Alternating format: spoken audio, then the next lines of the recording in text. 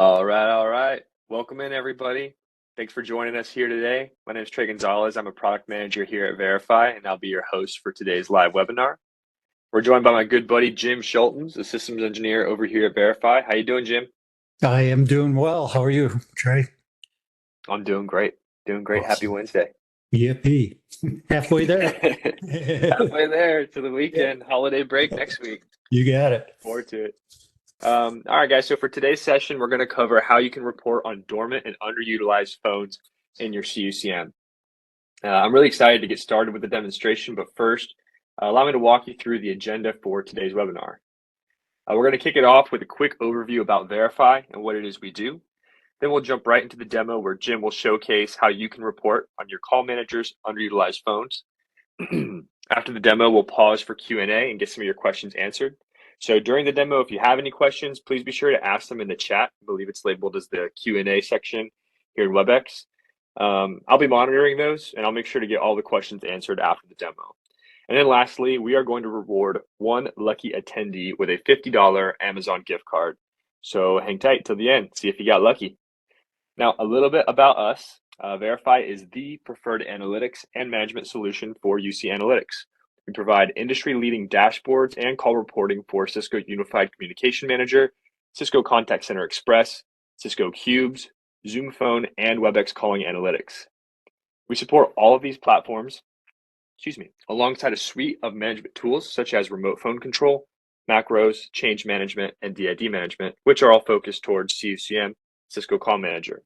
But today we are going to be focusing on how you can report on dormant and underutilized phones in your CUCM. So if you have any questions about those other features I listed, or if you simply have an interest in taking them out for a test drive, please feel free to message us here in the chat, or if you're already part of the Verify community, you can reach out to your Verify account manager for more information. Now, one more thing before we kick off, I wanted to mention Verify does offer a managed consulting service where our systems engineers team engages with you on a one-on-one basis. We'll remotely provide consulting, unassisted reporting, dashboarding, configuration, and system monitoring assistance. Again, this is a service that provides you a dedicated Verify systems engineer to do all of the heavy lifting for you, giving you a completely hands-off experience. For more information about that, please contact us, and we'd be glad to speak more in depth about these managed services. Now, Jim, take it away. All right. Hello, everyone, and thank you for joining us on another workshop today. Before I get started, I'd like to send a shout out to Trey on his work anniversary yesterday. Congrats, Trey. It's been great working with you and getting to know you. You are a great asset to Verify. Oh, thanks, Jim. I really appreciate it. This year has gone by very, very fast, and it's a great place to work. Happy to be here. Yep. All right. As Trey mentioned, I'll be showing you some ways you can report on dormant or underutilized extensions, users, or devices. We initially came up with this idea for these reports during COVID, when a lot of the workforce was transitioning to working from home and using soft phones, which left a lot of hard phones sitting on desks unused. If workers did return to the office, they may have just continued to use their soft phone, and our customers wanted a way to identify what phones they no longer needed. We've also seen where users have both a hard phone and a soft phone, but only one or the other is in use. So this would make sense to eliminate one of the devices that's not in use to save some extra money. But now we're seeing more requests for these types of reports by our customers that are migrating to a cloud-based system. These migrations could take anywhere from a few weeks to many months or even years to complete. And having the dormant reports available to run on a scheduled or ad hoc basis will allow you to decommission phones that are no longer needed or help plan which users or phones should be migrated at what point in the process. I know a lot of our customers have used it already, and it's been a big help to them. So now that you know the why of the reports, let's dive into the how. We made it really easy for you guys to start utilizing these reports quickly by developing some templates for the most commonly used dormant reports. Templates can be downloaded from our website and imported into your system, providing you are on at least version 12.3 Of course, we do recommend you stay as current as possible on the latest releases to take advantage of any bug fixes or new features that are released. So I'm going to start over here on our web page. I'm going to go to our knowledge base, which can be found under the support tab. This is also where you would find the downloads for any software upgrade and the templates. But I'm going to focus on the knowledge base articles that we have created for these.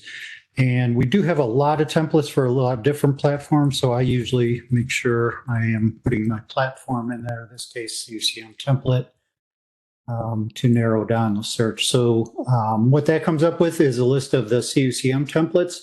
The first one here is just goes through each and every template that we do have.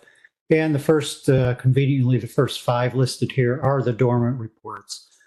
Within these articles is what may need to be changed to match your system to get these reports to run on your system. Some optional changes. It does give you a sample report you can click on to see what the sample or what the report should look like. And then you can also download the template pack right from this page here.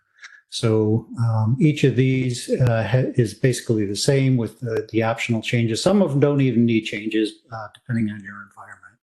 So, and then we do have an article. I'm not going to go through it, and we've had some webinars recently on how to download and import these templates. So you can go to this article and see how to download and import those templates into your system.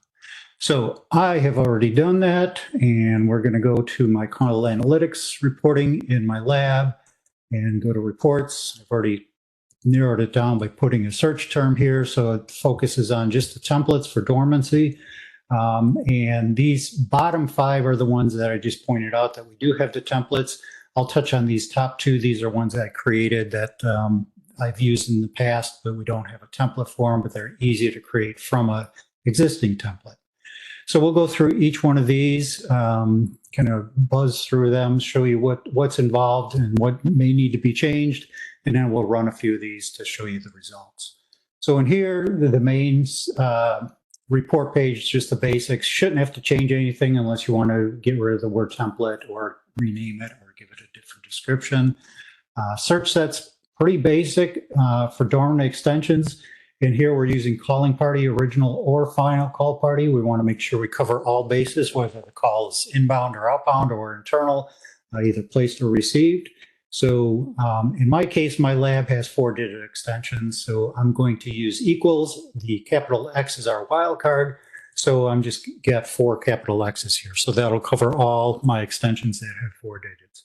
Obviously, if you've got 5 or 6-digit extensions, you can change this accordingly. If you're just looking for a subset of extensions, say that starts with 8XXX, you can, put the 8 in there. You can narrow it down that way as well. If you do have 10 or more digits, that may get a little tricky because that may be a dial digits. We want to be careful about that. If you're having trouble, creating a dormancy report for that, let us know. We'll reach out and try and help you get the results you're looking for. So that's all that's needed on the search steps tab. On the grouping statistics, this is where the magic happens. We're going to group this by the same what we used in the search set, calling party, original or final call party number. You can choose to ignore partitions. If you're using partitions, you can uncheck that. And then right here is the where we get the dormancy. So we want a minimum of 0 calls and a maximum of 0 calls. And we are going to sort it by name because it doesn't make sense to sort it by call volume or highest to lowest on call counts because they all should be 0. And then down here, it does require a grouping search set, basically matching what you have in your main search set. So you can either do it the way the templates are set up with the grouping search set and then create that search set, or in newer versions, we allow you to have this here where you can use the search set criteria. So if I've got a lot of stuff in my search set, if I've got multiple things I'm searching for, instead of having to recreate it here, you can just click on this search set criteria. It will use what's in the search set. So it makes it a lot easier to do that. the templates are set up for the grouping search set here with it created already. And for the grouping, we're just going to show the total call count. Not necessary because they should all be zeros, but I've just got it in there to show that they are zeros. We don't use any search set statistics. That would be the results from here. We know it's going to be zero, so we don't do that, as well as call details. There should be no call details on no calls. So got that set up that way. So I'm going to go ahead and run this report, and it should remember my last setting, which was last 3 months, which is what I'm running for. Obviously, you can set whatever time frame you want to run this report for. If you want to do year to date or last month or in previous quarter, you can change that. I'm going to go ahead and run this. As with all our reports, they can be scheduled, so you can do this on a monthly basis if needed, and or ad hoc like I'm doing here. So this shows the extensions with 4 digits. This one happens to be a lab, and so it's got some funky stuff in there. It's got star 556, make it bigger, and then all my regular extensions with 4 digits here with the 0. So it is alphabetical or numerical in this case, because that's how I asked it to display the results. It's pretty simple there. I'm going to show this dormant phones, physical or soft phones. What this is a combination of this one here, which is just physical phones, and this one here is soft phones. I'll just show this one because it does combine both of those. Obviously, you can run them separate if needed. So our search set here, in our case, our devices start with, and part of the device name, you want either BOT, IPC, our hard phone is SCP, and you've got some other ones there. If yours, you can always add or remove based on your environment. So then I'm going to go to the grouping search set. In this case, what I did, I already saved it with the search set because I didn't want to have to retype all those. So I'm just using the search set criteria and my zeros, and everything else is pretty much the same as the previous report. So I'm going to go ahead and run this guy here. Same previous 3 months, we'll run it for, and you'll see the devices that had no activity in the last 3 months once this populates.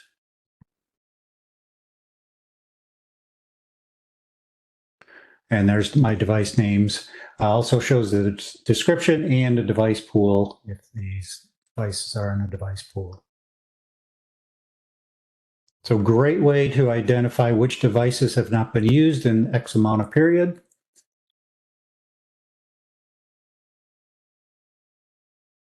Like I said, we can take a look at these. I'm not going to run them because they'll basically give me the same results.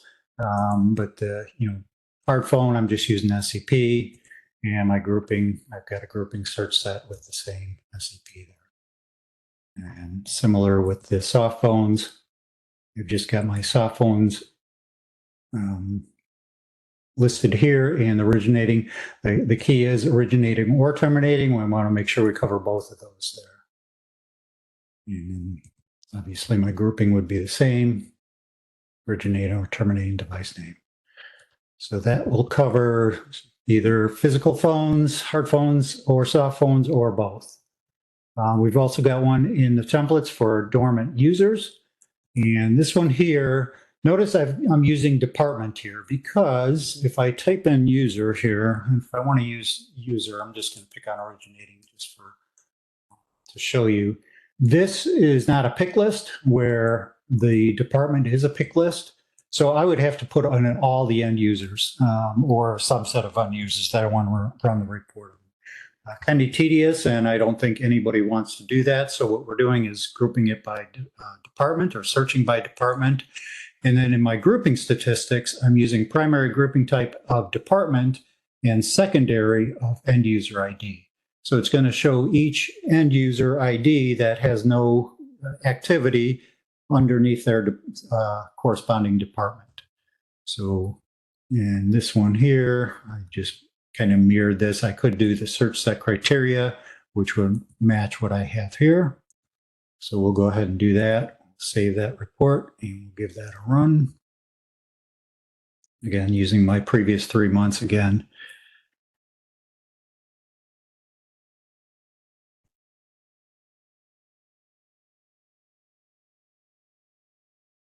All right. In this case, I've only got one user under the CenturyLink department that had no activity in the last 3 months. So, great way to identify users, devices, or extensions here using these reports. So I did talk about these. I did create a couple other ones just to show the flexibility. You can take one of the existing dormant reports and copy it, make a copy of it, and then make some changes based on what you're looking for. This one happens to be device pool. I'm just picking some device pools that I have. And my grouping, I'm doing similar to the users where I'm primary grouping is my device pool, and secondary grouping would be the device name in that device pool. Again, here I'm using my search set criteria, so it's going to use whatever was in there. So we'll go ahead and give this guy a run. And you can see a little bit more activity here from devices that have not been used from each device pool.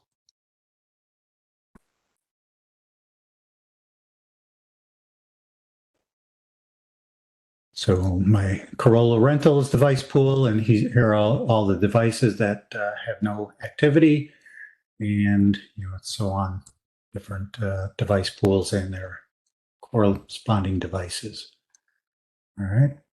And then one last one that I've been asked for in the past is device type. They want certain device types. They want to know how many of those are not being used. So our search set, we can pick from a pick list here of the device types. And then my grouping would be device type and device name secondary. We'll give this guy a run.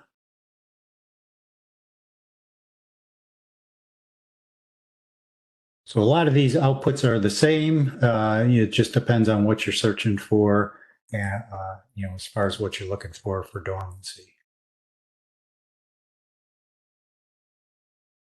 So we'll list that a little bigger for you. List the device type 8811 and the devices within that device type that have no activity. All right, so that covers all of the dormancy. So for underutilized extensions, you can do this for any of them. I'm just going to pick on the extensions one. We're going to keep the same search set. And the grouping is where I want to make the change. So say I want all extensions that have less than 10 calls or 10 calls or less. So I'm going to change my maximum to 10. And in this case, I'm going to sort my grouping from lowest to highest. You can also do highest to lowest if you'd like. And then I'm going to use the call history details here. So no grouping search set. And I'm going to go ahead and give this a save. I should have made a copy of that report and modified it, but do that here. Just give this guy a run, same previous 3 months.